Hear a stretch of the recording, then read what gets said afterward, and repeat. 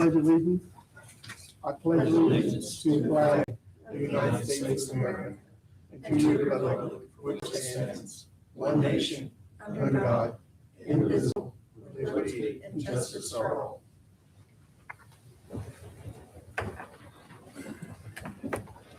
I'm presiding tonight because I think Kelly is getting the flu or something. She's had chills and headache. And the first order of business is to approve the agenda. There was, let's see.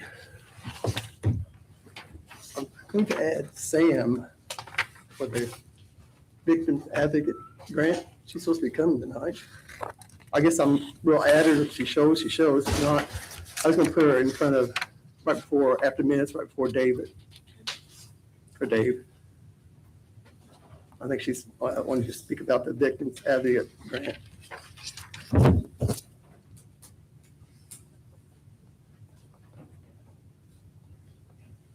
I was trying to think.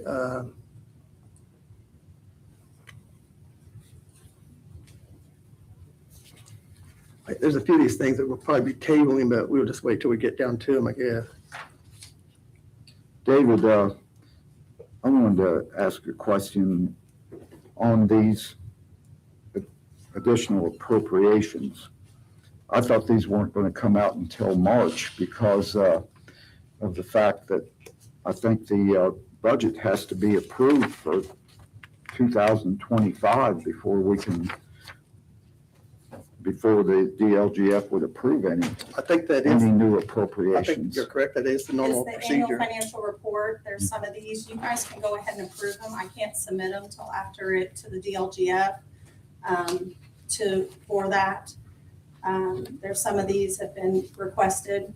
Why wouldn't we just wait until it is approved or till the AFR is It's been filed? submitted, so I'm just waiting from the state, so we should have it by next week. So it's up to you guys, however you want to proceed. I mean, we did last year, we approved them at the end of February, and then I can't submit them to the DLGF until after the AFR is approved. So if we can't submit them, then wouldn't it be more appropriate to wait to approve them until that time? I mean, Well, if you guys approve them, then I can submit them to the DLGF, and then this doesn't hold business up from occurring. The big one is the popper, so you guys can appropriate that. The money has been received. Some of this is stuff that's just been under budgeted, and additional stuff that has come up. So if you guys approve it now, you guys are approving it based on your knowledge of our ending cash balances, which you guys have the ability to see. The state does not have the ability to see that until I submit the annual financial report. All they're doing is looking at your ending cash balance from 2025 plus your estimated revenue for 2026 minus the budget that you guys approved to see what your remaining cash balance is, to see if you have the cash to support those additional appropriations. So you guys should already know if you have the cash to support those additional appropriations. The only way the DLGF is going to not approve them is if you do not have the cash to support them. So is the Pauper Public Defenders Fund going to run out of money if we do not approve it if you tonight? don't appropriate it so I can spend it, it'll have to be paid out of general. The money's already there. So the way the Pauper works is as we get the reimbursements, we come to the council and ask for the permission to spend it. So appropriating it is giving permission to spend it out of the Pauper. If you don't, we like to pay it out of the Pauper reimbursement fund first because that's less coming out of the general. So if we don't appropriate it, then I can't pay these bills for Monday out of there, and it'll have to come out of your general appropriation. So as far as the other ones, Steve, I'm not sure about your Cume Bridge, if you can hold that off till March. I know the background checks, we under budgeted there. I know that we had to purchase a computer in January in my office that's being paid out of Flatbook. The cash is there. And then these last three from the planning and zoning are going to be tabled because we are paying those out of a different fund. She requested the appropriation out of 1,000. I advertised it out of 1,000, but they're going to be paid out of the restricted fund for planning and zoning, which was created last November. And then your guys's, we got your bill for your dues, which was under appropriated by $70. And there's no other last year. It was short, but we transferred appropriation from another line item. This year, there's nowhere to transfer it from, so we have to do an additional. So like I said, if you guys know the cash balances, which that's what you guys should be looking at when you're looking at these appropriations and saying, hey, do we have the reserve? Do we have the cash balance to support these additionals? It's not necessarily just saying, hey, am I okay with this spending? It's, do we have the cash? And that's what the DLGF will do when I submit it to them. All they're looking at is, do you have the cash to support this additional appropriation based on your ending cash balance from 25 and your budget that you have already set. So it's up to you guys how you want to move forward. I think your question was more, is it all right to approve this prior to March 1? Yeah, I think You that's can. what you were questioning. There's other counties that do them in January, and we approve, we typically hold off till the end of February. So it can be approved tonight, Mhm. that you're not spending it until March 1st. Till March, right? And then I will submit these additional appropriations to the DLGF once the additional appropriation, or once the AFR, annual financial report for 2025, is approved. It was submitted today. If we would not approve this tonight, would you have to re-advertise this and everything? so, It'll just move to the March meeting additionals. so a check's gonna be cut immediately if this is approved. I'm afraid, I think the DLGF approves the entire budget for 2025. They already approved not the just budget. parts. They're not approving the budget. The budget's already been approved. The budget was submitted in October of Okay, so the annual 2025. financial Annual report, financial report is where you're saying, this is what cash we had left over in each fund in 2025.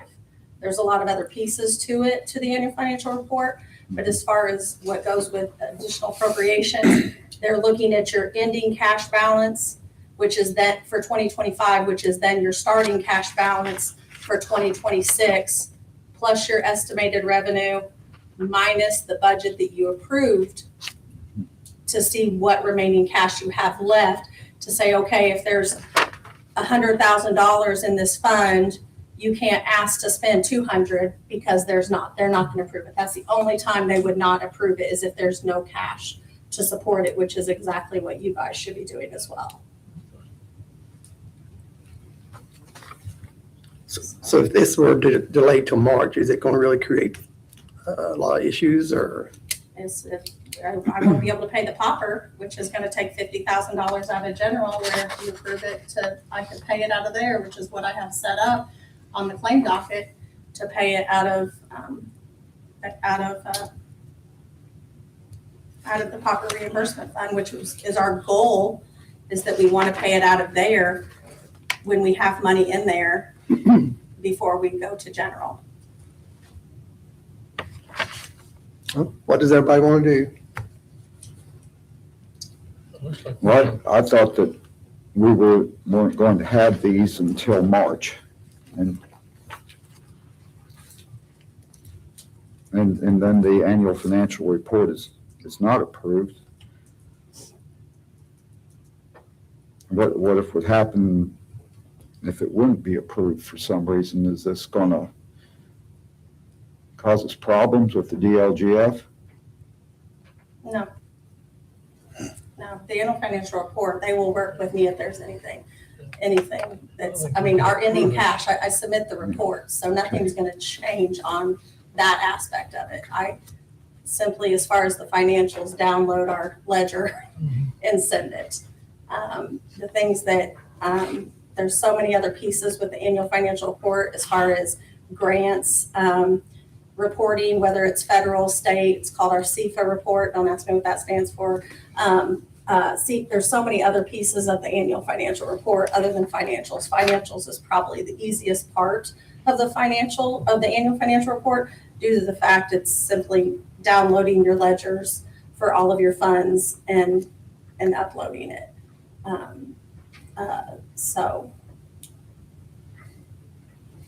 And this is something you guys should be doing every month, not only, looking at what people are asking for additional appropriations to purchase things for, whether it's about valuable expense or whatever, but also to make sure that the cash balance, like looking at in Lao and seeing what the cash balance is, what we have left of the budget to expend, and what our cash current reserve is. So, it's really a technicality, and if there were any additional appropriations that didn't have a cash balance to support it, please trust that I would tell you that,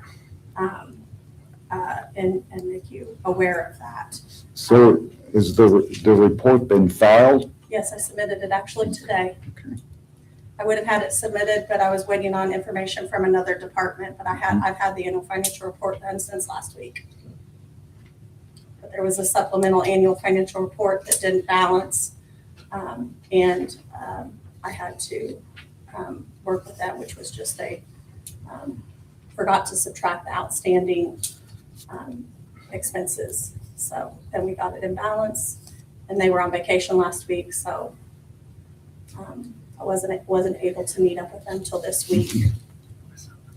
So it's up to you guys, however you want. We can approve it. Well, the statute says, and I'm quoting from the statute, the Department of Local Government Finance may not approve the budget of a political subdivision or a supplemental additional appropriation for a political subdivision until the subdivision has filed its annual financial report for the preceding calendar year, which, you said you have. I guess, do these guys have to approve it before they would? And I was a big push for this. I'm 3 years in now, so I've got a little bit of experience under mine, and I'm sure David can attest. And I caught on to that in 2024. I was like, or 2023, I was like, we can't do any additional appropriations until I get the AFR done, because we were getting additional requests. I started getting additional requests in January, guys. And I was still, going by that. And after understanding the process of it, it's basically, it takes your guys, it's more on you guys. They will not approve it. It's not an option on my dashboard to submit an additional appropriation into my gateway. It's basically a second step after you guys. It's keeping us in line, and it's keeping the reporting to the Department of Local Government Finance in line. They just will not approve any, but you guys can. And if you lean on other counties, there's other counties that are doing them in January and February because they know they have the cash reserve to do them. You just can't submit them to the DLGF. So yes, it does put a little bit of liability on you, on the council, because you're approving something. But if you guys approve it, typically it's just a reporting thing to the DLGF on that, and keeping the public informed and keeping our financials, because all of our additional appropriations are on Gateway as public knowledge, where just as our budget is, because basically these are additional expenses on top of our budget. So it's up to you guys. I actually look at the previous year's agenda every time I put it together. We did additionals on February 26th last year. On that, like I said, these are the only ones that I feel like are, oh my goodness, is the popper, because I really just don't think it's in the best interest for us to pay this close to over 51,000 out of general when we have the money in popper. Since the language of the Indiana Code 511.14 does list that DLGF may not approve until the subdivision has filed its annual financial report, which you have stated that you have filed, and you stand by that. okay? And you have stated that you also would make us aware if there was any discrepancy, because I don't go through each and every individual unit, and right now I haven't even got into WOW for a long time because of computer problems that I have at my house. But given those two things, then, you know, if everybody else is in agreement, then Paul, are you satisfied with that? I don't As love, long as the DLGF doesn't come down on us, yeah. So Yeah. that's where I'm. and the language says until the subdivision has filed, Yeah, and she's filed. and she's filed it. I'll make a motion to approve the agenda as amended. Do I have a second? All those in favor, signify by saying aye. Opposed, nay. I guess that's 5-0. So everybody here, yeah. Next, public comments. We have Nathan Held with Indiana 15 Regional Planning Commission, I think for your annual report. Yes.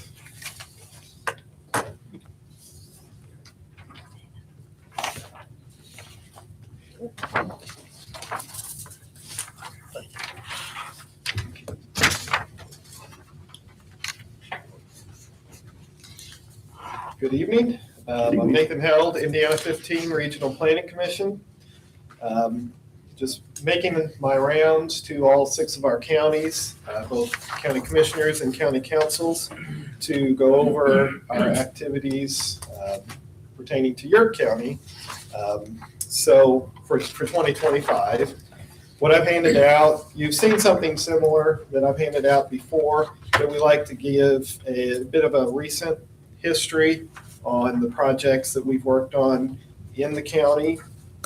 So for 2025, you'll see, and the way this works is we report on the actual year that a grant was funded. It goes in as part of that year, but the work on that grant can go many years beyond that.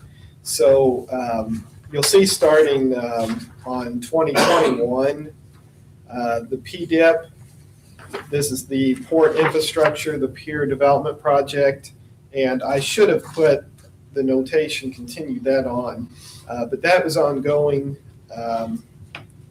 all the way, it's still ongoing this year, but it finally got under construction this year. It's going to be done this year, and we're pleased with that. That's been dragging on for a while.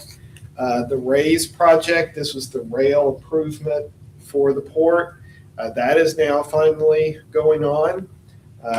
So if you've been anywhere along the rail up, through Troy and then up through Evanston into Spencer County, you'll see them out working on that.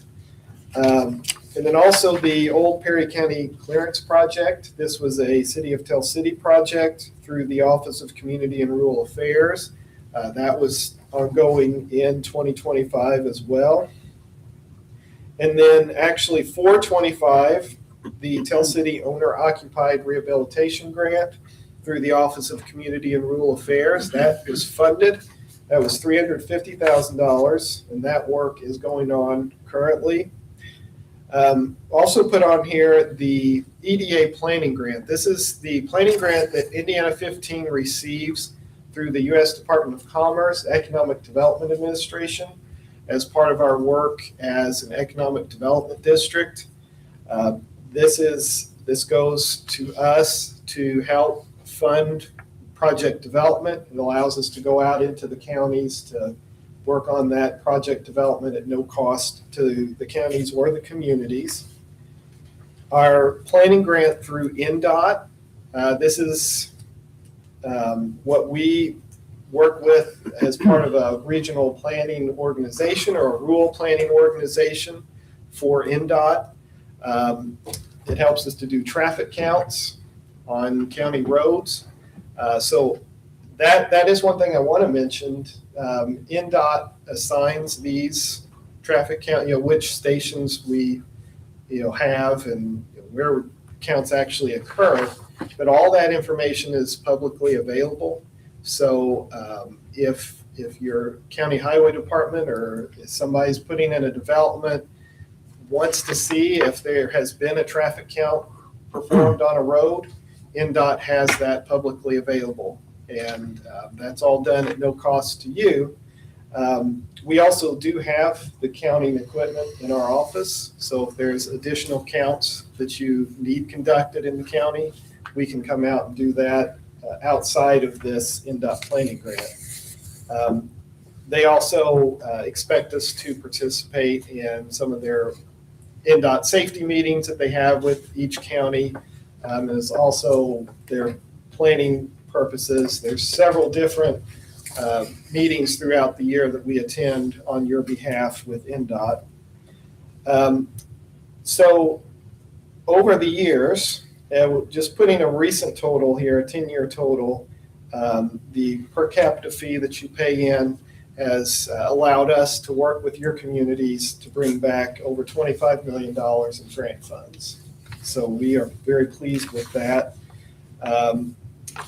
Also put in a few future projects. These are things that maybe, they're needs. We don't know where that will go, but we are submitting an application on behalf of the city of Cannleton for water improvements. This is going in round 1 this year for the Office of Community and Rural Affairs. We've also been working with the town of Troy. We worked with them last year on a zone map update and their code book update. We're working with Cannleton on their code book update and pulling together some of their ordinances.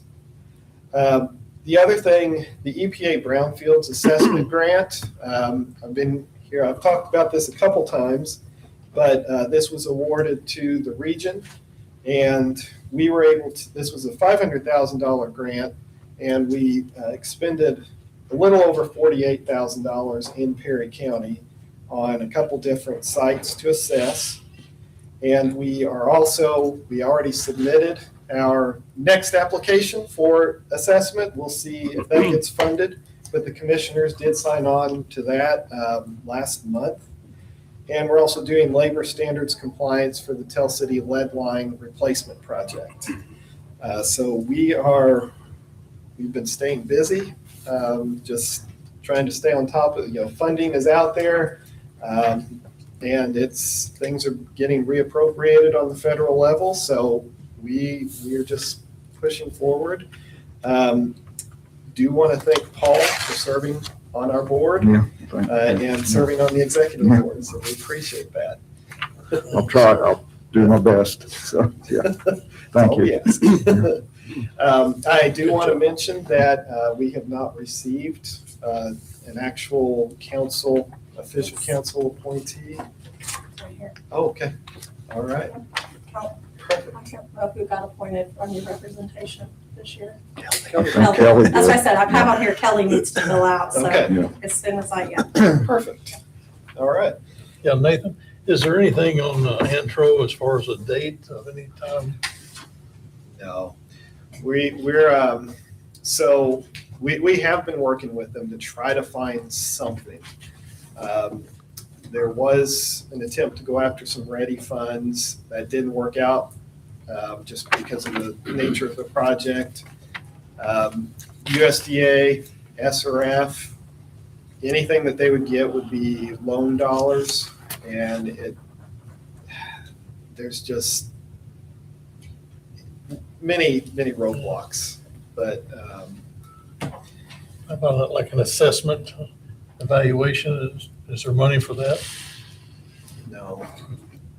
no, and the main issue is just the area that, it's a large area that they'd be looking at, and the planning grants that we would typically point to, which is through the Office of Community and Rural Affairs, they don't qualify based on the low to moderate income level of the service area. You have to be at least 51%, and none of those areas reach that, which, on a county level, that's good. It means you're not as distressed, but they can't access those grant funds.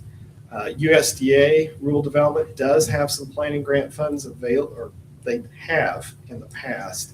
They haven't really been doing those recently, but the discussions with USDA just haven't gotten us anywhere, really. But, you know, we're working with Jackie up there to try to find anything to, you know, because the need's there. Just keep It's looking. there. Yeah, and it's just, it's always on our list. So, and we're always here to help. So we're here to serve you in any way we can. Thank you. Keep working. Thank you. Thank you. Next item on the agenda is RJL Solutions, County Economic Development Update. Yes, Yes, Mr. here. Howell. I'm here on behalf of Jonathan Blake. Thank you, guys. I'll keep it brief. Just a few things want to update you on. I know that they're trying to schedule a joint session between the council and the commissioners to discuss, take a deep dive on incentives and projects, and then also just have a broader conversation about economic development, just to get your priorities and what you want all of us to be working on. So you'll hear more about that through Jonathan. We are also working on the Highway 6437 interchange study. We did get a proposal from Commonwealth Engineers. I believe the commissioners are negotiating that. They're looking to maybe take some portions out of that, so it's not quite such a heavy lift and price point there. So they are working on that. The Redevelopment Commission, we are preparing some continuing education for the Redevelopment Commission, talk about TIF and tax abatement and some best practices. So they'll be receiving some training on that. The responses from the community survey are all in, and Jonathan is wrapping up the key findings, and he will have a baseline report out to you next week. Additionally, I've been attending the Indiana Healthy Communities Initiative through the Wellness Council. This was through a Being for Others grant that they were able to get for Perry County to be able to do this initiative. They're working on a plan on how we can better support our community. Also with that, the Being for Others has project grants up to $40,000 for community projects that encourage well-being. They really have a very wide parameters here on what they're accepting. So I just want to put that on everybody's radar. And I'll be digging into that. I know that we're helping the Council on Aging with some grants, and then also the town of, not the town, but Derby, with their park. So I'm hoping to get those on that grant program. And other than that, if you have any questions for me. On the tax abatement ordinance, Yes. we were talking about maybe if we do have this work session, maybe discuss that a little further and maybe in the future, you know, Absolutely. approving that. And I think that is the idea. Yes, Right. yes. So that I think is table. Yeah. Can you email me the information on that grant? I will. And Yes. put that out there Yeah. on our website. Thank you. Thank you. Thank you. So table the tax. Yeah, we'll just table that. Do we need to make a motion for that, or You can. Yeah. I'll make the motion to table that for now? I'll second. Motion by Corey, second by Brad to table the tax abatement ordinance at this time until we have our work session. All those in favor, signify by saying aye. Aye. Opposed, nay. Motion carries 5-0. Next item on the agenda is the minutes of the January 22nd meeting. Those were very brief minutes. Everyone had a chance to read them. Okay, how many pages? I think 11 pages or something like that. Yeah. I know that Councilman Hart asked about the special meeting that was on February 2nd. Our office right now is in the process of a deep audit, and we audit all of our deduction files with all the changes with SEA 1. It's definitely been a more in-depth. Lisa Eckert has been heading that up, but that's kind of been with AFR, and this has been the main priority, especially other than payroll and paying bills and everything else that's regular days. So we do not have the 2-9 minutes done for the special meeting, but I will have those at the next meeting. So just, Those would have been the easy ones. yeah. We haven't even got the commissioners done yet. In regards to the minutes associated with the last council meeting, on page 5, the 13th line from the bottom, there's something attributed to me that I think should be attributed to Paul. Okay. It says BH stated he called NDOT. I believe that was Paul that made that statement because I've never called NDOT. I'll accept that, yeah. All right. Any other changes or? If not, I would entertain a motion to approve. I make a With motion that to approve change. minutes as amended. I'll second it. Motion by Brad, second by Paul. All those in favor, signify by saying aye. Aye. Opposed, nay. Motion carries 5-0. Okay, oh, there she is. Next item on the agenda is Sam Hurst for the Victims Advocate Grant. Yeah, It's good timing. I was in my office working. I apologize. Does anybody have any questions about the grant? We apply for it every year. It's what pays the majority of our victim advocate salary, but there's no changes much to it, or? not that we know of. We don't know how much we would get allotted. She applies for it every year. I think the application process starts in a couple of weeks. So she'll apply for it, and if you guys give her permission to, and I would see no reason to not. I make a motion that we approve her application. Second. Motion by Brad, second by Gail. All those in favor of approving Sam to write the grant for the Victims Advocate, signify by saying aye. Aye. Opposed, nay. Motion carries 5-0. thank you. Get You can back stay to here work. if you want. Next item on the agenda is Dave Falkenberg, Sheriff. We got some discussion. Gentlemen and ladies, if it's okay if I stay down here because maybe I don't want to get real close to all of you.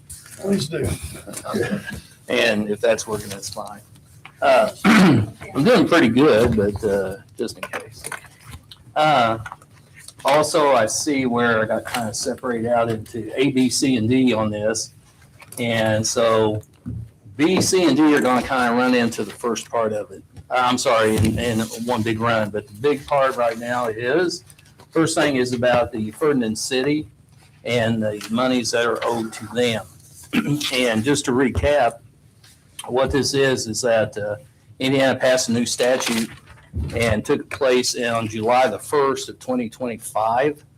And the title of that was Reimbursement of Law Enforcement Officer Employment and Training Costs. And so I believe Rod has got it. I sent a copy of the IC code number that fell under and some other information with that. Plus, maybe you guys did get it. We sent out, yeah. Okay, great. So you got it. That's about 80 pages of billing if you print it all out, front and back. And Rod did respond on this, and he wants to allow one more time for him to review it before we actually make any decisions. We can go ahead and discuss, Okay. whatever, but. Yeah, or I'll try and answer any questions you guys have. So what it is, I was looking at the billing that was received from the city of Ferdinand in regards to that statute. And as we said, and for the people here, there's about 80 pages front and back. And it's a blueprint for us how to do the same thing in the future. So the cost factor involved there, let's see here, is a total bill of $57,287.51. And when this was originally done, we were told it's gonna be 30,000, and we were to pay half of it, and the other half is to be paid out of commissary. Okay. But then it's now 57,000. Right. So I don't know what we're gonna do I there. think we but- both got gobsmacked by that, the So I- detail that Ferdinand. I will say this just to clarify, I wasn't here when that happened. Yeah. But that was what I heard. So I reached out to Rob Randall, who's the chief of police of Ferdinand, and in that respect, we got a hold of a Sharon Bonekemper, who's the attorney for the city of Ferdinand, and then talked and did finally a three-way with Ken Seacard, who is on their council there. And they were very appreciative. I reached out to them and got together about this. I told them what my thoughts were, which is what I'm going to bring up to you guys, and that we would have this meeting. And so what I did on the quick mathematics is that if there was agreement of 50%, that would be $28,643.76. So between all of us, we were doing the math and we came up with, my thought was I could get out of the commissary fund a monthly amount that would equal about $2,864.37 for the next 10 months. And that would pay the other half. When you do the math, you come up a few pennies, but we can juggle that the last payment. I looked just in case, and that was sent to Rod too, I think, is that disposition of money from the commissary account. Definitely, I believe it falls under that because of items number D in there under 1, and then you have items number like 3, 5, and 8, and 10. Talk about how monies can be paid from that account. So the math kind of works, and what the people from Ferdinand wanted was just me make contact with them by Monday about what goes on at this meeting, but they are standing by, so to speak. And I'm willing to go ahead and start the ball rolling depending on how it looks from your guys' end, even if I have to start the monthly payment that I was talking to them about. I'm trying to budget and juggle mine. The bill is there, and it needs to be paid, I think. So I'm here for questions or comments or. So Ferdinand is firm on the figure of 57,287.51, is that right? I believe at this time, yes, they are. Got the invoices to document it, unfortunately. Yeah, they've got a lot of invoices and copies of billing stuff.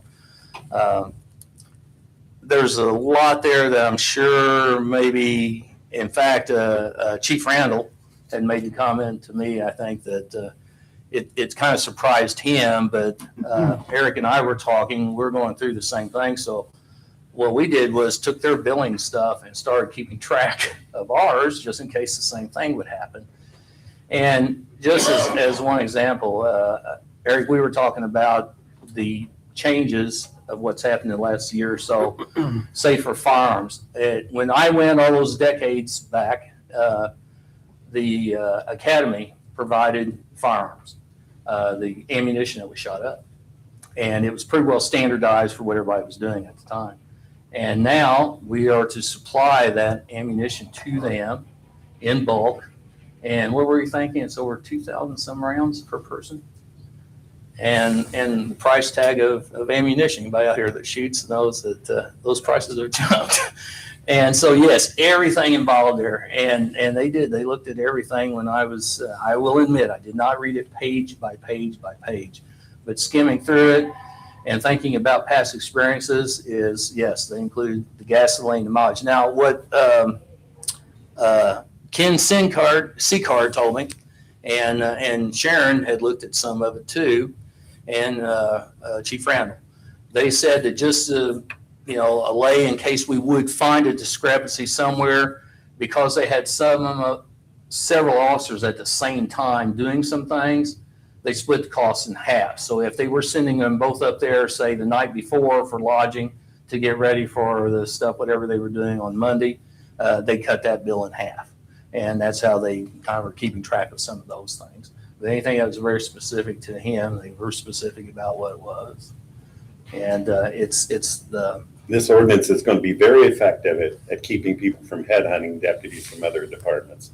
And I believe that was what the state's purpose was. It's what the purpose was. Unfortunately, from the years before, we've been the victim of going the other direction. And now when we're able to take a Perry County resident and bring them back down here, this happens. So right. It stinks, but it is the statute, and its purpose is obvious. And you can't come up with any more from commissary to help take a bigger chunk, because we are fighting for $300 sometimes. Trying to get things. I know, Brad, I understand that, but part of me is I've been looking at, and Eric's been with me kind of going through that with Katie, to be careful about, and I'm not singling anybody out here, but to the council members and the commissioners to not think of that commissary account as it's always there and going to be there. This is like working at a factory and I enjoy all the overtime and I start budgeting my life cycle and all the toys I'm buying based on my overtime, and suddenly that overtime shut off. That's not a good way to do it. Point taken. And that's the problem, because actually, and I'm going to try and get that, digging through these statutes, I will hold my hand up and say that was my fault. I missed a part about that I should have done a report of the last quarter by February of what was spent out of commissary. So actually, I got with Katie this evening and we were starting to work through that. But as examples, and what will be on those reports, I did not come back and ask for that from any of you guys, but we lost 2 of the computers and monitors up in the control system because they were there since the time we built the jail originally in 2016? 14. So they went through their life expectancy and had some problems. And so when the computer people showed up, they were like, okay, these monitors are specially hooked up into these computers, so we need to replace those computers, and the system that sends it to that monitor shot, so you're going to do one, you might as well do the other. Can we get by with one? Yeah, you might get by with one, but we've got split screen showing a lot of different things going on. So we went with both. In my office, it was like, and I asked the guy, why is my screen going blank and shutting down at times? He said, well, we were looking at that. He says, yours is the same way. He says, your computer got put in there in 2014. And he said, it's the guy at the end of its life in a way, and it can't even take the Windows, what are we up to, 12? He said, I think you got Windows 7 in there. So just you got problems. So I said, okay, how much is that? And I'm paying it out of commissary. So yeah, we're moving through that. And then one other thought to think about, and when we're talking about dollars and cents and balances, when I left, we were knee deep in inmates and offenders in the jail, and of course that's your marketing of people buying some things and getting commissary. We were running days of 100 to 110 people, give or take.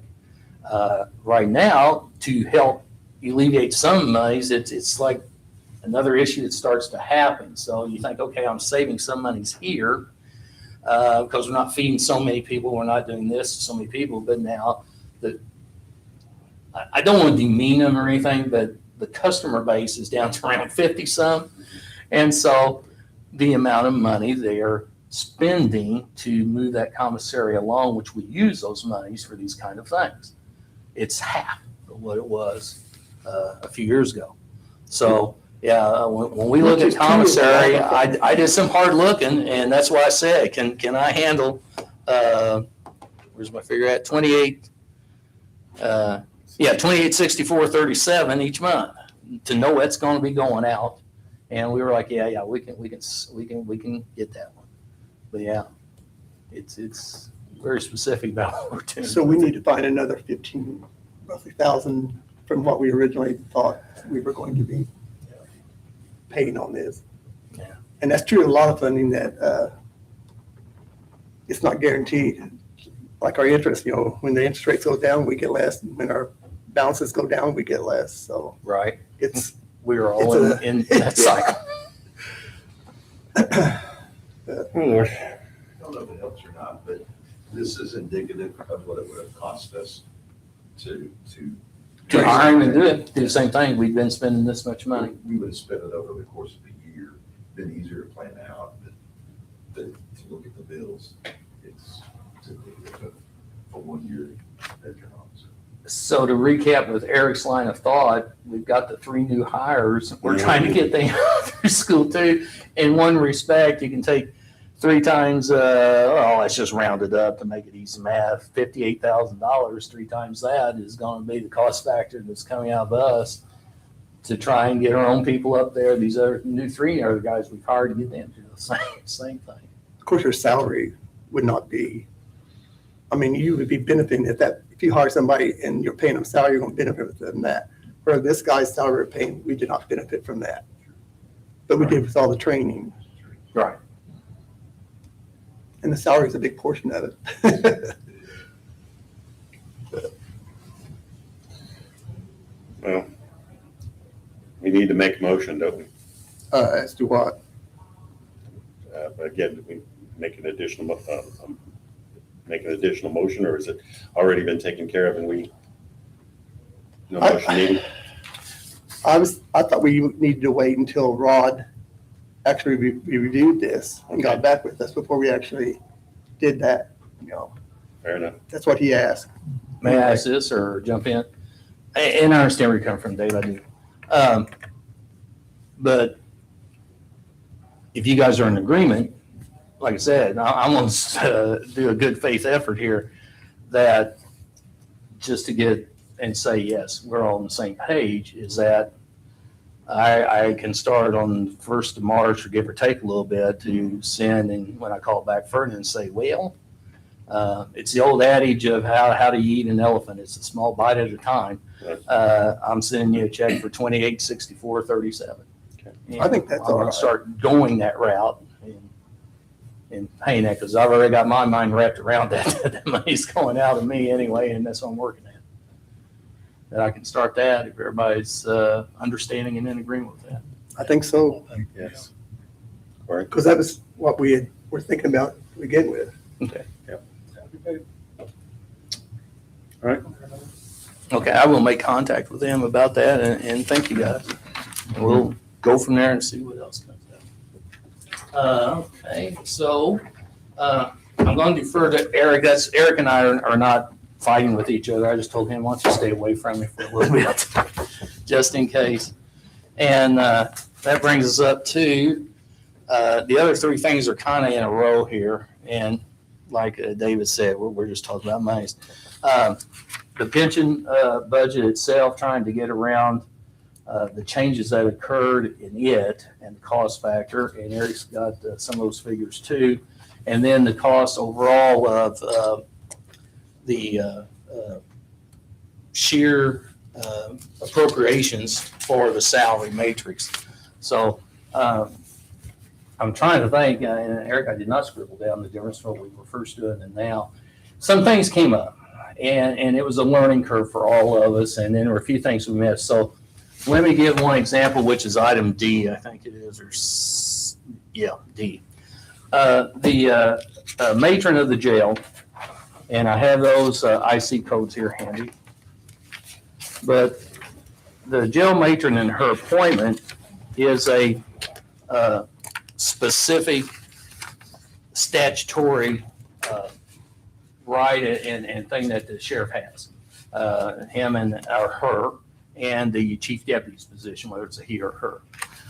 So one thing we got to looking at historically, and we can go back, and we've got a previous sheriff here too, the matron's salary had been based on that of the basic deputy salary. Well, when we wrote the matrix up a little bit, we kind of missed that as far as how to classify that. So under the statute, that person, whoever that is, that their pay is set at that of the same person of rank, grade, or position as a deputy within the department. So what I'm saying is that that position needs to be looking at with the same idea that there could be a new hire for that position. So they would be at the lowest possible pay scale before they learn the job.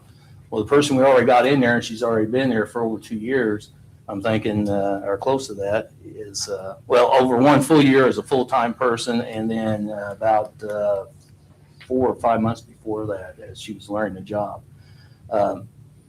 So she would have, I'm saying she, because it is a she, in that position, she would have met the requirements of a 1-year deputy, merit deputy. And so we were talking about and keeping it at that level. There's no other steps for that person to go. But originally working out budgets in 25 for 26 wasn't looking at it like that. So there would be an increase in that salary line for that So, person. so is that how you determine her rank? What you just said, that's how you determine, Historically and through the years, and checked with Warren and some of the others, it kind of goes back, just to give you a little bit of a history. If we go way back in time, it sounds like Neanderthal now, and very sexist and racist in a way. And that was, it was always going to be a male sheriff who was always going to be married, and in Indiana, his wife was always going to be the matron. And that's what they kind of thought. So I'm not bad mouthing people before me, but that's how they kind of got locked in.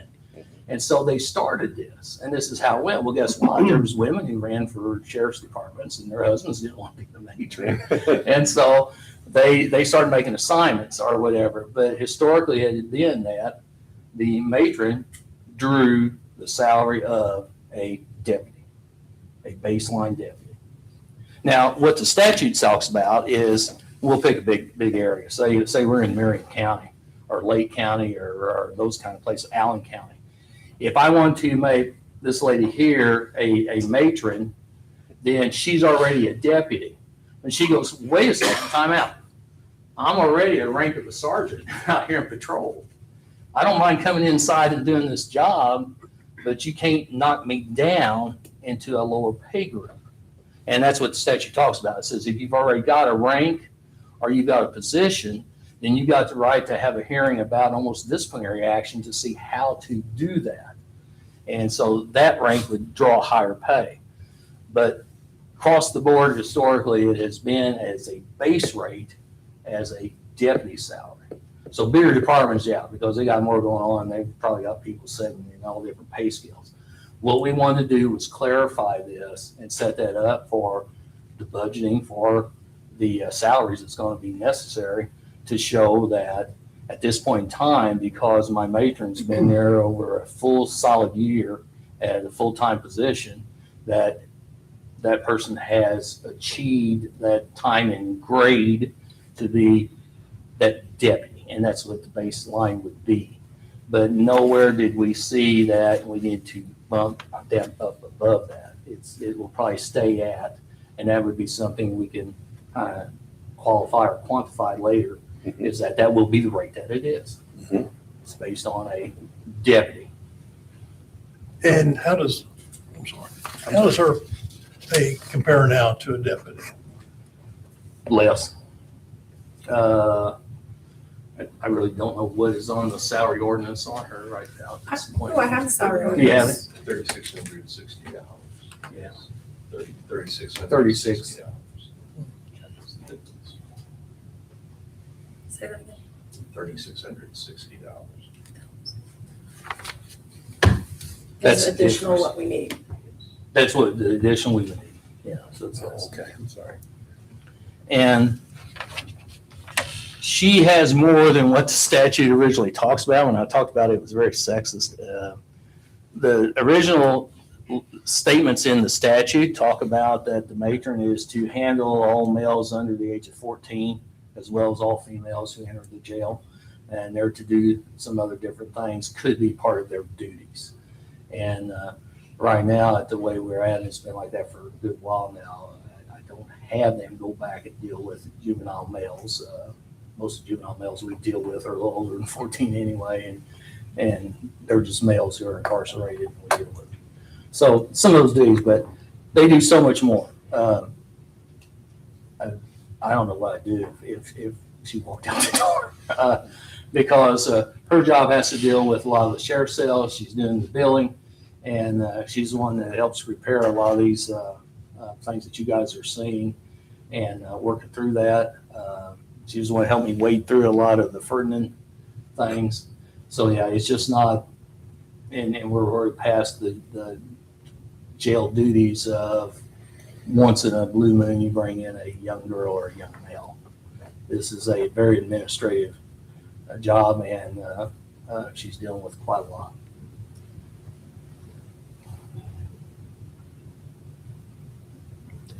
Rod also asked that, let him review the state statute Okay. on this and give it a week or so, and then he would get back with us. Okay.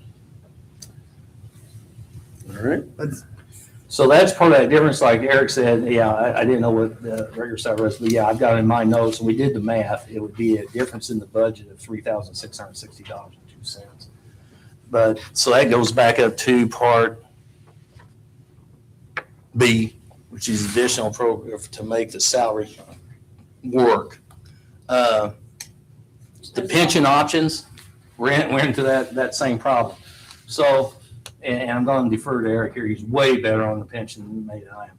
But the pension system was that there's money that's being paid into, which is a percentage rate, so that as the pension grows, it becomes, I guess where it's more soluble, it will be there.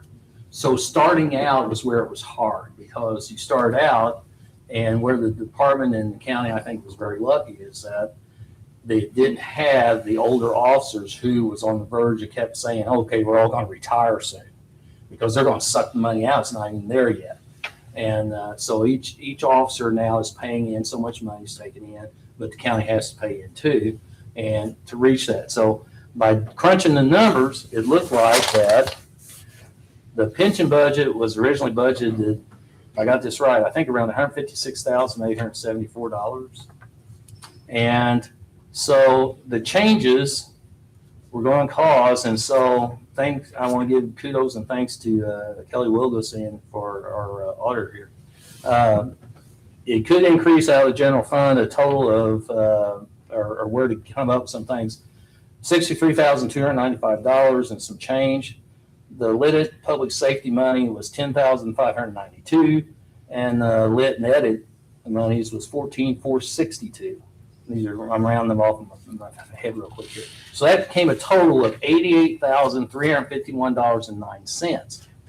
So the pension, when Eric talked to them, they were talking about how, okay, that really wasn't looked at for the future and trying to pay the co-payments in there. So what they did, they come up with a possible scale range of 21, I had Eric 21.1 and 21.3%. Give or take a little bit, to try and catch up so that it wasn't such a hit in 2028. It's where the numbers were really starting to look where, oh my goodness sakes, you got a big jump suddenly occurring. So we crunched numbers with everybody and arbitrarily just picked 22% to see what would happen. If you take 22% of 88,351.09, you're going to get $19,437.24. That's what we've been talking about all along. Yep. So now if you take the 19,437.24 and we're going to try and cover 2026 and 2027, you're paying into that by splitting it up into the 2 years. You're only going to pay I know it sounds good, but I know we're talking about big numbers. You're going to pay $9,718.62. By the time you do it, it may be a bubble off a penny or two here each year. That we thought it was better to try and get that to you all now about doing that and looking into how to fund it than it would be to suddenly say, oh my gosh, you need this big chunk here in 2 years' time. We're really jumping.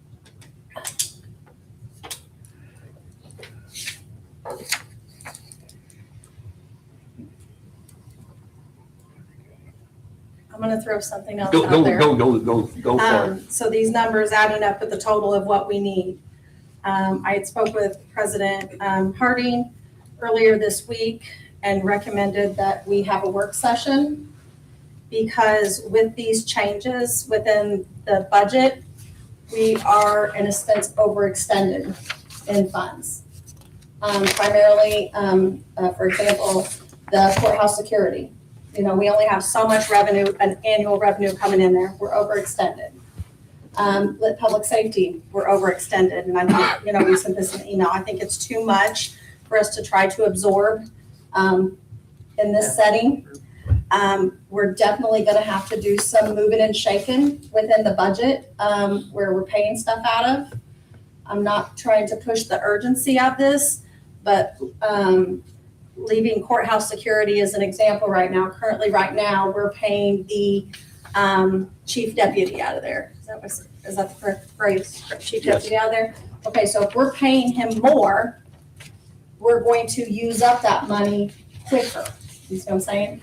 So if we wanted to move and say, okay, we're gonna move the chief deputy to being paid back out of general, and we're gonna move a first class deputy to being paid as courthouse security, the sooner we do it, the better, because the longer we keep the chief deputy being paid up there, he's gonna eat the money up quicker because it's at a higher rate, and I'm trying to explain that. So not any urgency of this, but I think it's something we need to look at in the next couple weeks. Plus, just with this, talking about additional appropriations, like where I have to advertise them, and you guys only meeting once a month. Just for example, with the Ferdinand payment, once you guys decide where you're gonna pay out of that, we have to advertise it for 10 days. We can call a special meeting.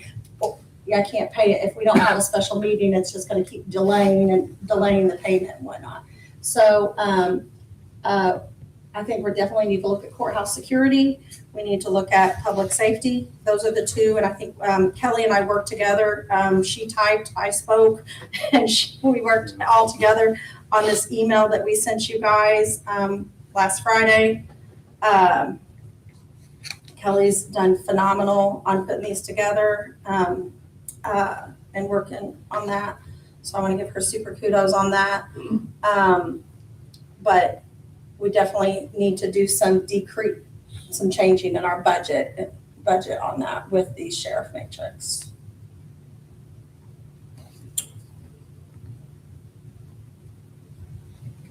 I'm very grateful to Chris and to Kelly, and then Eric too. Eric's a good number cruncher. Eric, do you have anything else you want to? And we can discuss it further in the work session if you so choose. But just a couple things. Benjamin Langhammer is our contact. And I reached out to him to ask a few questions because there's some things that I thought, and I wanted to ensure that I wasn't thinking incorrectly or going to pass on information that maybe wouldn't be correct. Every time we have a full-time deputy leave before they hit their 10-year investment period, all the money that the county has put into the pension fund for that deputy and all of the proceeds from the investments on that money stay in the fund. So it does help. I hate to see it ever go. It's very expensive. We're figuring that out now, especially when we see these numbers from Vernon as an example. So that is a good thing if there's any good that comes from it. And it does pay down the unfunded liability.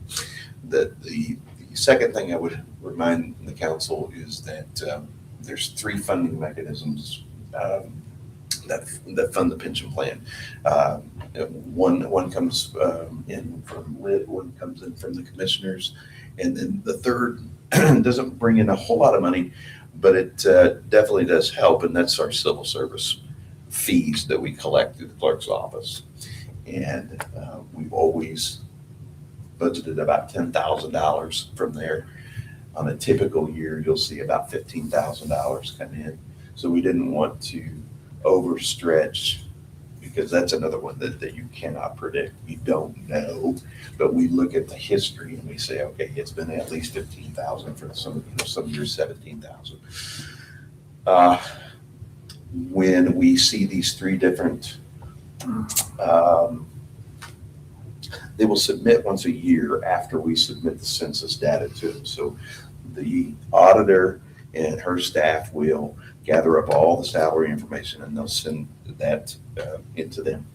That's what they will base the figures that they send to us in May, knowing that we're getting ready to go into budget sessions. That's the number that they're going to send to me to say, okay, because of the salaries from 2025, that's how they came up with the number to say this is what it's going to cost in 2026.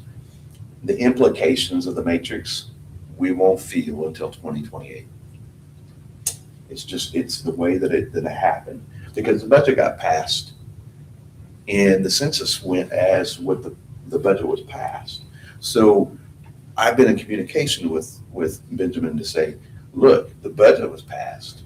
And it's actually because he actually reached out and he's like, hey, these numbers are a little less, on our, our target. And I said, yes, but there could be changes coming in the pipeline.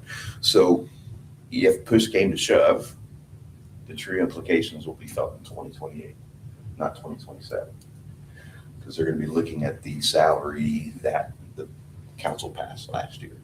So we're kind of kicking the can down the road. Benjamin said you could do one of two things. You can pay a little here, pay a little there, or you can truly just kick the can down the road. And then he says anything that we put towards the fund that is above the minimum county contribution requirement will go to pay the unfunded liability. And that's where this is going to go to. If we're kicking the can is the unfunded liability. And maybe a suggestion, because there's a lot getting thrown at you tonight, but maybe as a suggestion, we pull the fund from the clerk's office to see how much money is there and quite possibly be able to fund some of this from that. The second thing that I would say on that matter too is they provide us with 3 different funding options. We've always selected the minimum county contribution.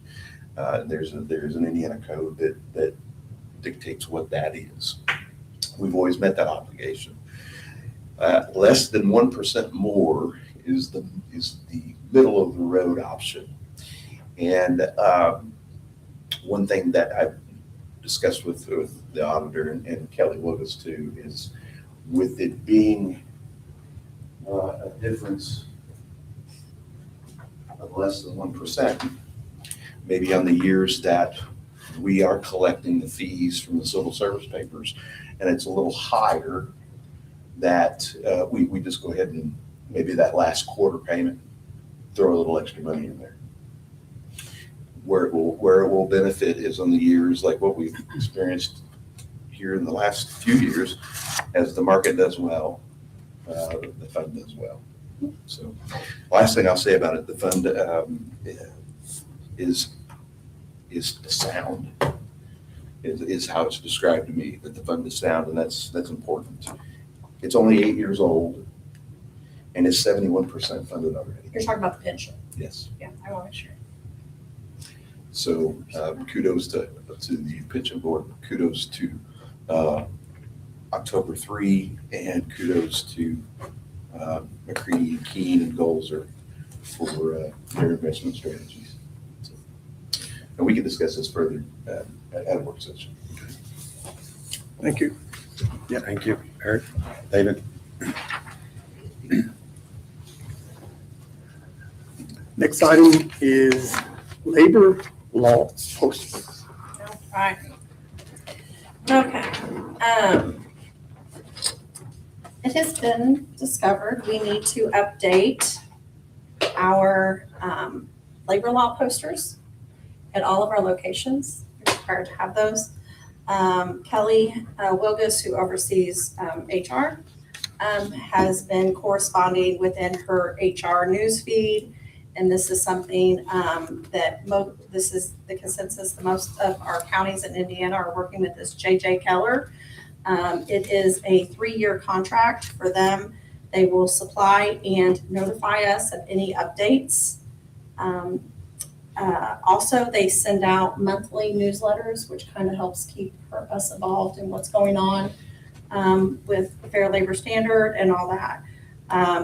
So I need to discuss with the council as the amount of this is a $952.80. It's for 3 years. Where we want to pay for this out of. It's not a question. We have to have these. This is the best option, but we don't have anywhere within the budget to pay for this. How has it been done in the past? We didn't have them. You didn't have them. Didn't see. I have not found one labor poster. They're not in the break room. I have not seen them. Someone told me you give them for free. If you want to go out and print them, you can. This is a lot more than just a printed poster. This is making sure that things are updated. Do you guys have them over there? We don't have them here at the courthouse. I've been looking all around. It was something that. Where'd you get yours? Where do we give it, Rachel? Yes. What's that need updated? Probably old and updated. They're laminated, they're nice. They send those, yeah. But I've been in business and I purchased these posters in the past and was inspected by the person to provide it. And that person looked at me and said, you know, you can get these online for free. You can download them, you can print them out in their current form, okay? And they're perfectly fine, you don't have to pay this. And after that, I never paid for another one. And they were kind enough that whenever I had a poster that was edition 4 when it should have been edition 5, they said, hey, you need to get on that website and update that. You've got the 4, but it's come out with a 5 at no cost. And I never paid for a poster again. I don't see in these, I mean, this is $1,000. I know it's over 3 years, but we're trying to pinch pennies all we can for every little thing. To me, it doesn't seem like a good investment whenever it's available for free and can be printed out on just about any Who's printer. gonna notify you of the changes and updates? Again, they don't change that often. These are federal laws, these are state laws. You can keep abreast of that we kept abreast of it with Indiana Pharmacists Association. So again, I would not be in favor of spending this money for this that we can get for free.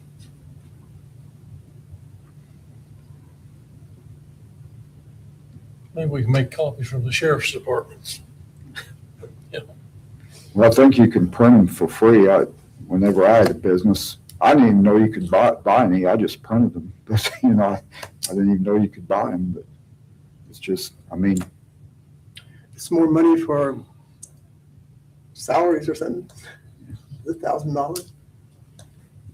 yeah, I didn't know you could purchase them. But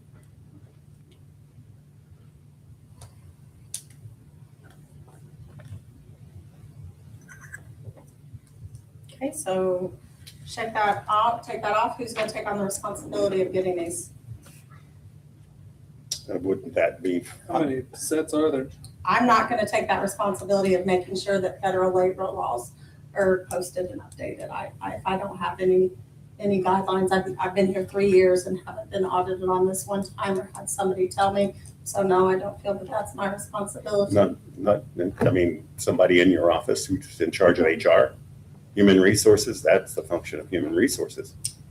We have to have someone that advises us of these changes. So, I mean, if you guys tell me where to get the posters, I mean, I'll print them and do them, but if they're not up to date, that's not going to fall on me because I don't have anybody telling me they're not up to date. So that's what I'm saying. I fault that That's responsibility. something we can talk to Rod about as far as our So I'm good with whatever's decided to print them or whatnot. But like I said, I walked around the courthouse in January and we don't have any. Checked out at the health department, don't have any. I don't come over to the sheriff's office, but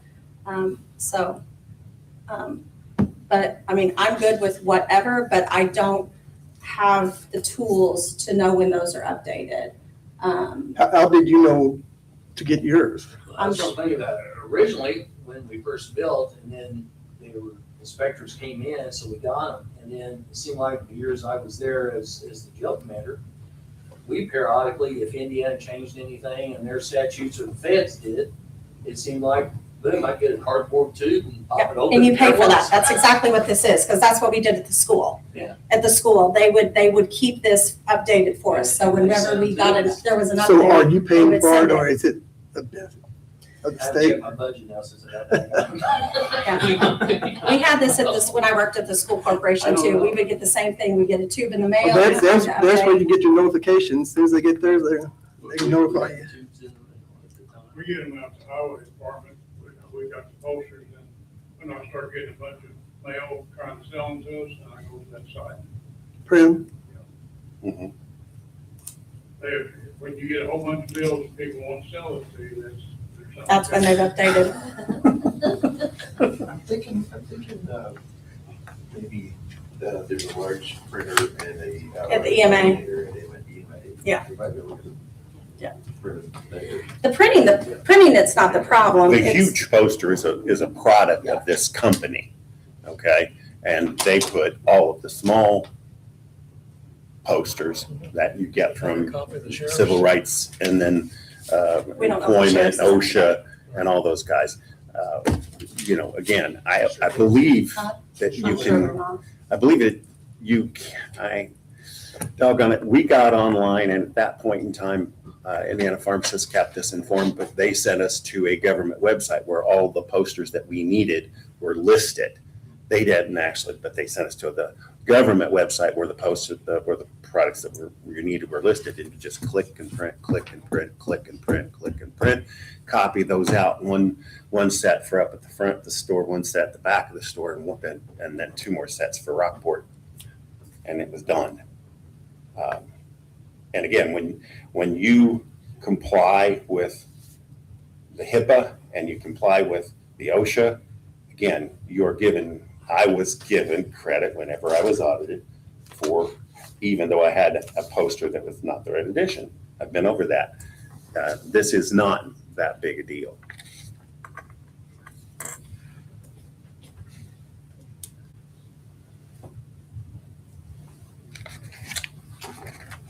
Okay. Okay, let's move on to transfer requests. The highway has an appropriation transfer request transferring from the line item of part-time mechanic to software maintenance in the amount of $1,500. And this will help you diagnose. Yeah. I have no problem with it. I would entertain,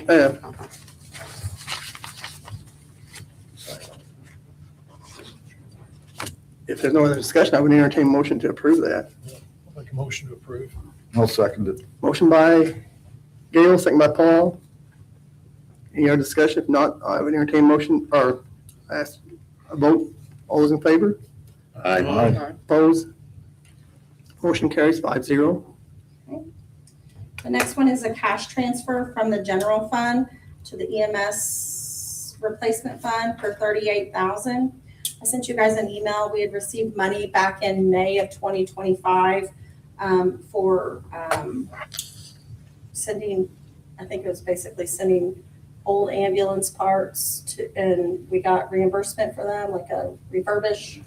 At that time, we did not have the EMS replacement fund, so it was put in general.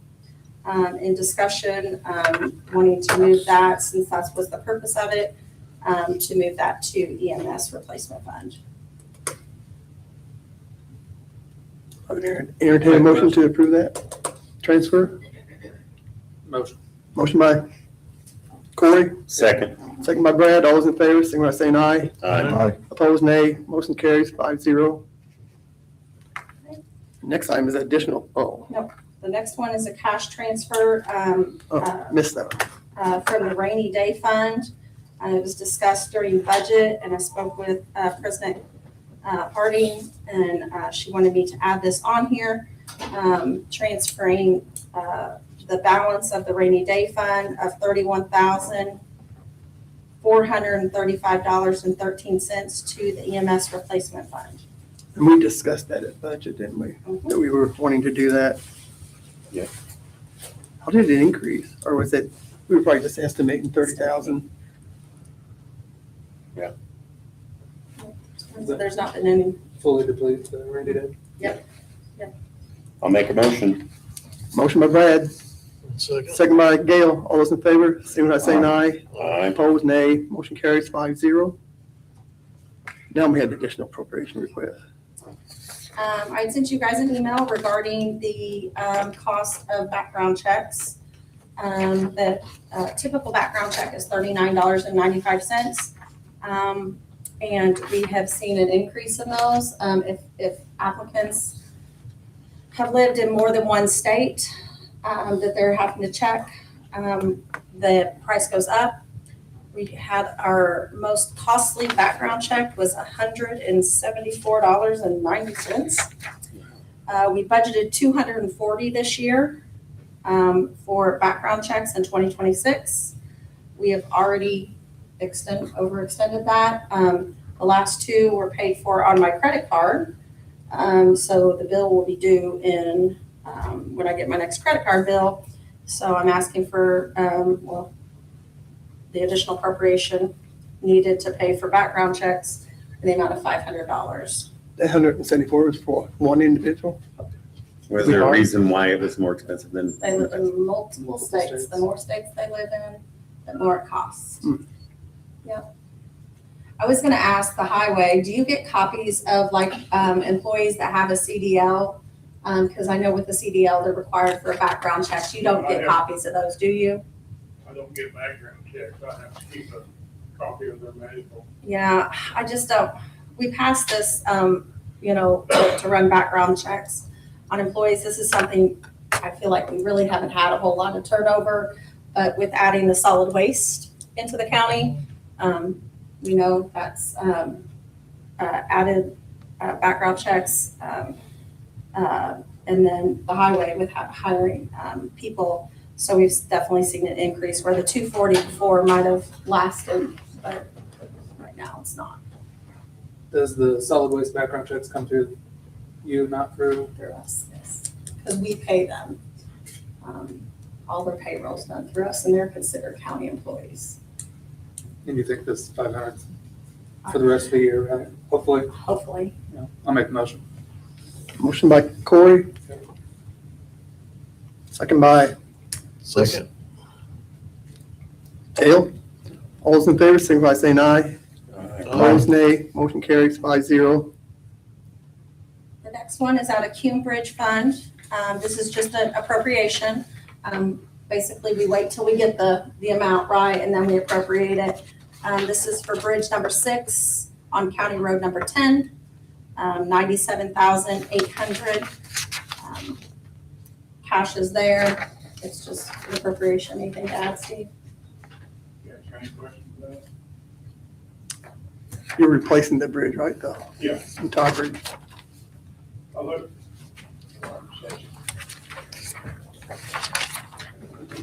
I looked this up in our bridge book, and the estimated cost to repair this bridge is $1.5 million.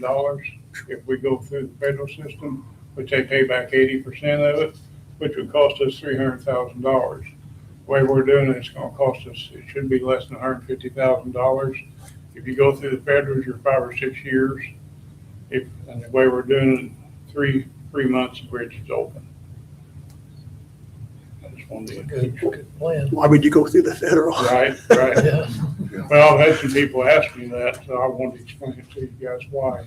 we It don't- sounds good, you get 80% of it back, but it still costs you 3 times. Double what it Yeah. costs. Make a motion to approve. Motion by Gale to approve I'll the second it. appropriation. Second by Paul. All those in favor, signify by saying aye. Aye. Opposed, nay. Motion carries 5-0. Thank you. I had Thank one you. other question. I got a guy that gave me 2 weeks' notice last week, an operator, so I wanted your permission to look for another operator. We have hired 2 people. Okay. Or we've got one, Truck drivers? Those were both truck drivers, right? no, one operator and one truck driver. I had a truck driver starting Monday, I got an operator starting this Monday. And we've had 3, I think it is, that went all the way through the process, interviews, background checks, and then you can't even get a hold of them. So I don't know what. Yeah. One guy, I called him every day, morning and evening, left a message last week. So Monday morning, I called again and left another message. He don't call me back, so I don't know what the deal is. Why would they, why they're doing Kind that? of odd. But that's costing us money in background checks for this year old away. Yeah.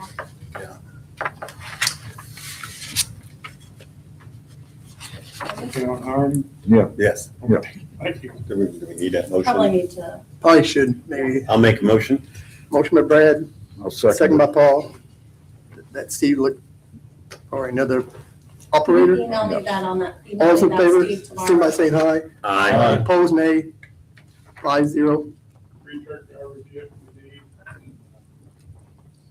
It's 4 operators. Okay, I always like to make sure we have that right operators. Okay, so 3 truck drivers, 4 operators. Awesome. On the website. Yeah, just like make sure we have it right.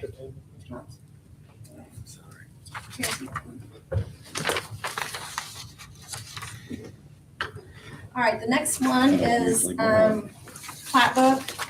additional appropriation for $1,099. We have moved and shaked computers in my office as much as we can. We had, we're down to where we had to get one. And this was in January. I'm okay with we've moved, what we did was move the mapping to Nicole's computer. And so we're going to replace the mapping. Does that make sense? So I can pay it out of Flatbook instead of general. So I'm replacing the mapping PC.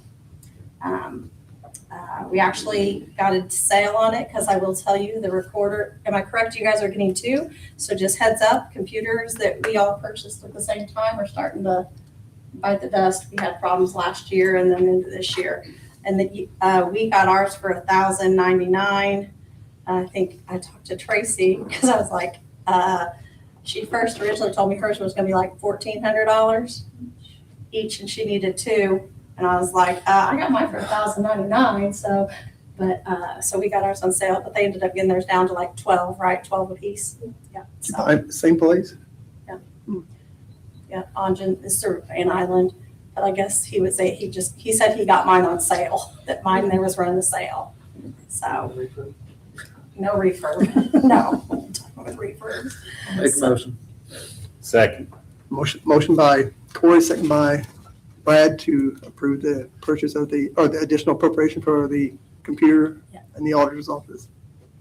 And again, there's plenty of cash reserve. All those in this favor, one. signify by saying aye. Aye. Opposed, nay. Motion carries 5-0.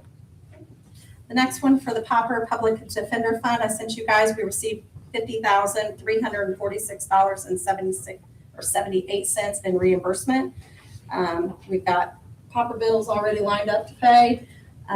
This paying it out of here keeps us from having to only use the general as a reserve, only if there's no money in the Popper. You're not necessarily expending this entire amount at this time, are you? Correct. No, we're not expending the Yeah. entire amount, no. We just appropriate it, so then when the courts get the bills, we can go ahead and pay it, which we do have some on the claim docket for Monday. I would entertain a motion to approve the appropriation. Motion to Popper. approve. Motion by Gale, I'll second it. second by Paul. All those in favor, signify by saying aye. Aye. Opposed, nay. Motion carries 5-0. The next one is our 4E Public Defender Fund reimbursement for $911.38. Same thing. We won't be expending anything out of this. This is just appropriating it where when we get the bills for juveniles, we can. I would entertain a motion to approve that. So moved. Motion by Corey, Second. second by Brad. All those in favor, signify by saying aye. Aye. Aye. Opposed, nay. Motion carries 5-0. The next one is for the general fund out of the county council budget for subscriptions and dues. I think I have that exact stuff here. Let me get that. Your guys' dues last year went up, but we were able to do a transfer within, so we didn't have to do an additional. We have scraped down everything within the general fund budget as much as we can. So there is literally no line items for me to move from. Invoice for 2026 is 210. We only appropriated 140. In 2025, we paid 175. In 2025, 140 was budgeted, but an appropriation transfer was done. This year, there are no line items to transfer from. It's $30 a person, where it was 25 before when we got up. So I've made notes of that, so we make sure we We need to budget more then. budget appropriately, yes. I would entertain a motion.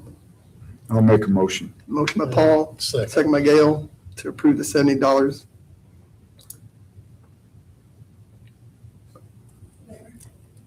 for subscription dues. All those in favor, signify by saying aye. Aye. Aye. Opposed, nay. And the Motion next carries. three we can table. Yes. And we'll have those in March adequately. Okay, next item on the agenda is discussion of opioid fund and allocation for EMS and sheriff vehicle. I think we talked about, we were trying to set aside like 100,000 and we were still short like 60,000. And then we were talking about, using money, opioid money for the purchase of sheriff vehicles, one or two of those, for the rotation, maybe this year or next year. That's my thoughts on that. And that was the discussion. That was during discussed at the budget meeting. Yes. Yes, to do the rotation and to keep the sheriff's vehicles in a rotation that keeps them fairly new. And then EMS, we're trying to keep forward that, put $100,000 in that fund every year so that we're not gobsmacked with that, in addition to everything else we could gobsmack that with. And again, this is just trying to be proactive and squirrel away money into those funds. Yeah, Kelly and I had talked about this earlier, because I was, we did so much moving and shaking in the budget. It's like we're detectives trying to figure out where things are budgeted at this year because it's so different than before. And I was kind of freaking out a little bit because I couldn't find the 100,000. And then kind of went back at notes and remembered that we did the 10,000 this is for the EMS. We did the 10,000 with HFI, which we did 30,000 in 2025. So there's 40,000 sitting there, but 10,000 for 2026. Then we moved the 30,000 from rainy day. So even math, just kind of even numbers, that puts us at 40. So we're at about 60, 59, if you use, between 60, around 60,000 that we still need for the EMS. And that was looking out of opioid. And then also, she wanted me to add on here the sheriff vehicle, where if that's something we want to, put in. But if you guys are wanting to go ahead and move the money from the opioid to the EMS replacement fund, we just want to get that to where I advertise it, and then we can. I think we need to do that. Yeah. What was the total of the opioid? There's two different funds, and I apologize, I didn't bring my laptop, but don't quote me I think about. it's around 160. One was One's like, about 60, one's about 100. that's exactly what I was gonna say. I think the one's like 58,000, Right. and then the other one's around 160. So there's definitely, I just need to know which one we want. While we were in the realm of thinking of the EMS, while we're juggling all these other plates, we didn't want to forget about it. So that's why Kelly was like, let's put this on the agenda so we can get that done. So, Advertise that so we can take an action next meeting. it's a transfer. So I'll put the transfer, and then when you guys, there's no additional appropriation because you don't appropriate till you're ready to spend. So the transfer can be done whenever. So it's a more thoughtful process to keep. There are two different things. The EMS is a transfer. So if you guys want to go ahead and say, yes, Chris, transfer to make us have the 100,000 for 2026, I can do that. So you can go ahead and make a motion on that. The sheriff vehicle is just basically a discussion to say, okay, yes, this is what our plans are for the opioid money, which is actually in the unrestricted, because we'll want to use that out of the unrestricted. So we can make the transfer of the 60,000 Yes. tonight. Tonight, yes, because the transfer does not have to be advertised, only additionals.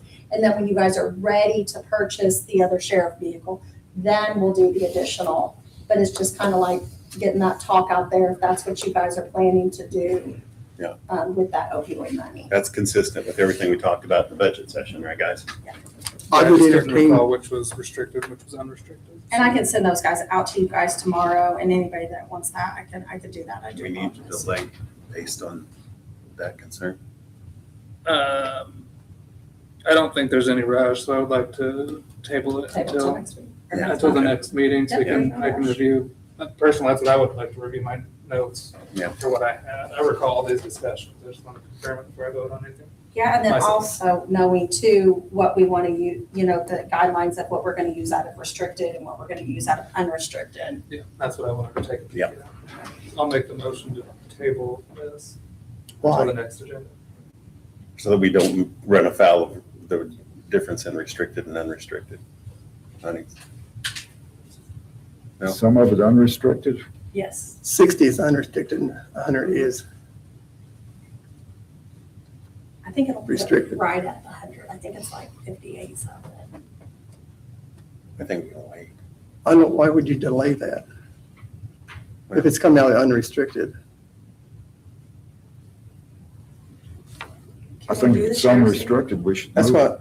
what, I don't know about the sheriff's vehicles, but The only thing I'm worried about is the sheriff's vehicle. Can we do that out of restricted? Yeah, I don't want to tie ourselves up without knowing, because we could,